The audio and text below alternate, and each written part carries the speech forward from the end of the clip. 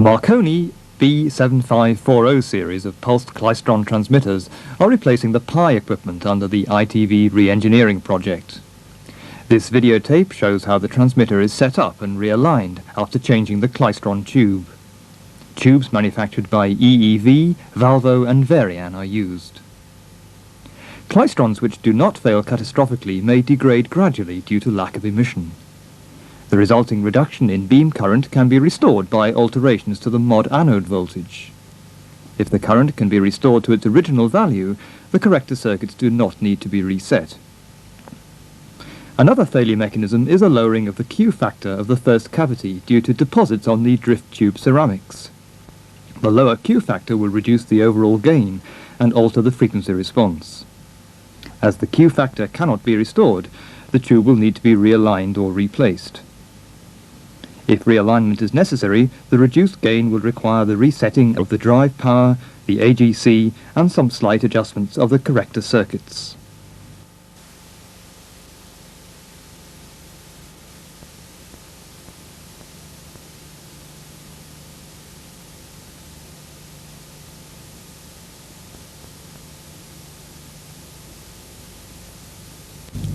These tubes, along with those for Channel 4 service, are tunable to any channel within Band 4 or Band 5, using a single set of cavities. Previously, 3 different tubes were required to cover the frequency range. To cover this range, the tubes are electrically altered in length by selecting an EHT supply particular to the power level and the channel in use. The transmitter handbooks and the klystron datasheet provide graphical information of the supply voltage and current for each channel. However, to achieve the power, linearity and efficiency criteria simultaneously, Marconi recommend using a slightly lower EHT than given by the tube manufacturer. For the Mendip transmitter, operating on channel 61 at 12 kilowatts, an EHT of around 15.2 kilovolts is required. To overcome the feeder loss between the klystron and the power measuring probe, the power of the klystron flange will need to be 0.2 dB or 1.05 times higher. That's a power level of 12.6 kilowatts. Therefore, a higher EHT of around 15.7 kilovolts will be necessary.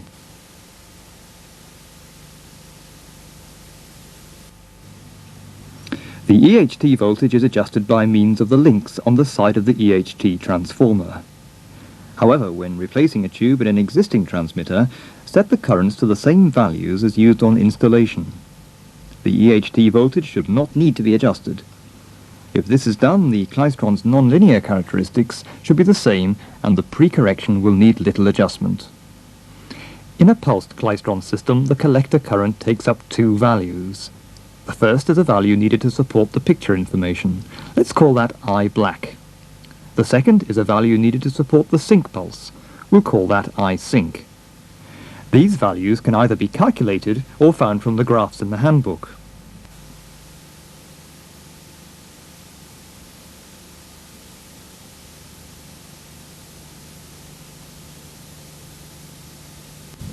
It can be assumed that for a non-pulsed klystron, a basic efficiency of 40 to 46% will be achieved.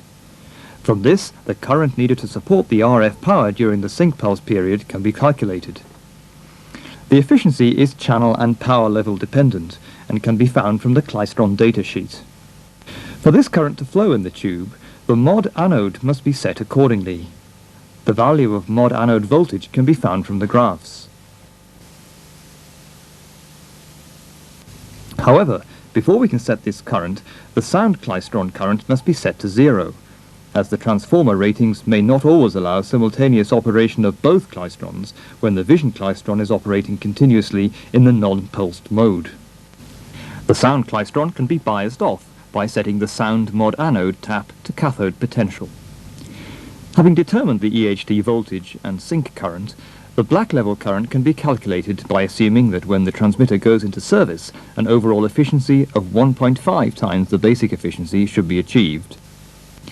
Remember, it is mainly I black that determines the power consumption. The value of I sync is of lower importance, provided that it can support the sync pulse. As it lasts only 4.7 microseconds in 64, it increases the collector current by 3%, and therefore does not significantly affect the overall efficiency. Marconi recommend that eye black should be 66% of eye sync, i.e. a 34% reduction in current.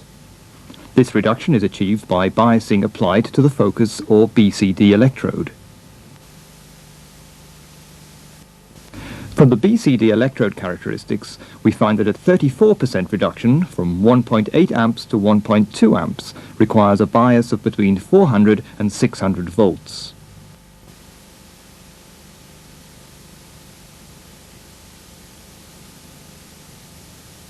We now have values for the EHT voltage, the peak sync current, the black level current, the mod anode voltage, and the pulsar bias voltage. The collector dissipation should be checked to see if it is less than 45 kilowatts for a 15 kilowatt tube or less than 85 kilowatts for a 25 kilowatt tube. The supplies can now be set up, but always use the acceptance test result figures whenever possible.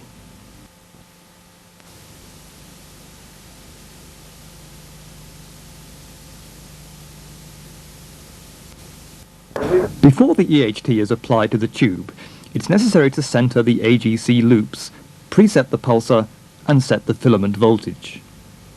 In the Beam Modulator Control and Facilities Unit, or BMCFU, the two switches are set to manual, and the manual bias control RV4 is adjusted to give 7 volts at TP39. RV2 is set to give 5 volts at TP22.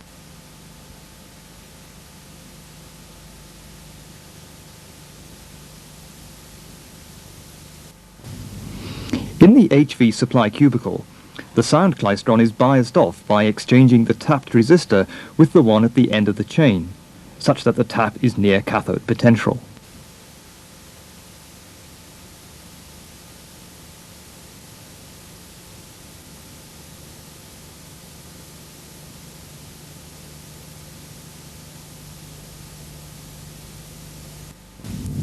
Access to the HV pulsar is gained at the rear of the transmitter, and the bias is set to 0 by turning RV1 fully clockwise, and then 2/3 of a turn back to give about 100 volts of bias.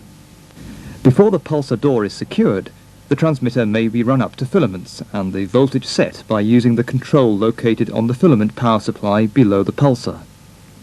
The voltage, as measured at the cathode terminals, is adjusted to suit the type of klystron fitted.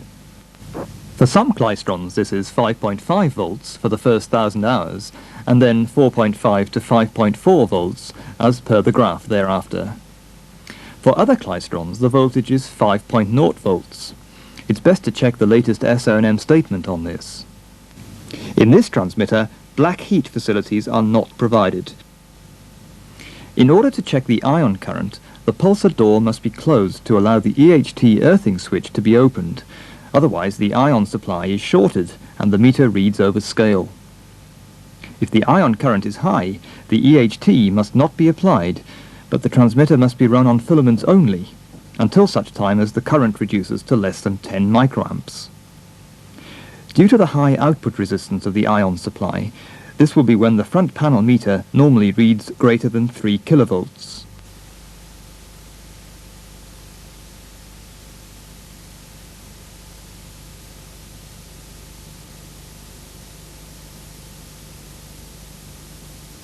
The focus current is set to a nominal 10 amps at first, but may be adjusted later to improve noise and gain parameters.